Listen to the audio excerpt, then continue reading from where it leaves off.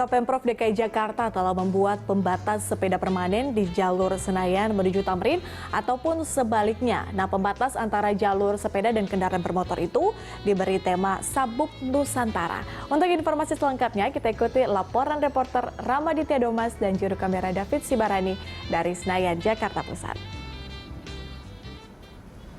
Pemprov DKI Jakarta melalui Dinas Perhubungan DKI Jakarta resmi membuat pagar pembatas beton atau planter box dengan berbahan beton bertema Sabuk Nusantara, di mana jika kita melihat bahwa dari tema ini bentuk daripada pagar pembatas beton ini merupakan berbentuk rantai, di mana memang hal ini diambil daripada nilai atau lambang sila kedua kemanusiaan beradil dan beradab yang memang dilambangkan dengan rantai emas. Adapun pengambilan bahan dan juga lambang dari sila kedua ini merupakan wujud daripada Pemprov DKI Jakarta untuk mewujudkan bahwa DKI Jakarta merupakan kota kolaborasi yang mengedepankan humanisme.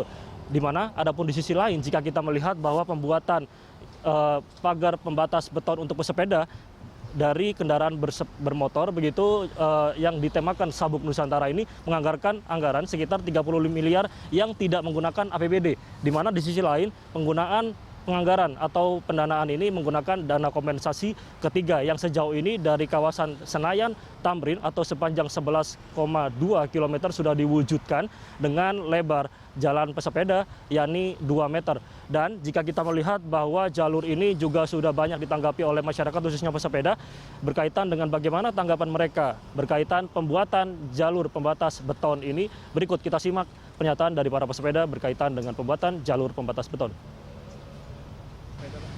Kalau menurut saya ini hal yang baik dan positif untuk Pemda DKI, karena kita juga sebagai pengguna jalan dalam arti kita bersepeda itu sudah merasa aman gitu ya, nggak ketakut nanti di belakang kita ada kendaraan lain, dan juga yang lebih utama lagi pengendara lain itu juga harus tertib. Jangan udah dibuat trek untuk sepeda, motor boleh masuk walaupun nanti ibaratnya sebentar lah gitu. Itu aja tanggapan saya positif ya untuk Pemda menyediakan lane untuk bersepeda, khususnya pada hari-hari kerja juga bisa digunakan, jangan hanya hari libur gitu, tapi udah suatu ketertiban lah yang baik bagi saya ya.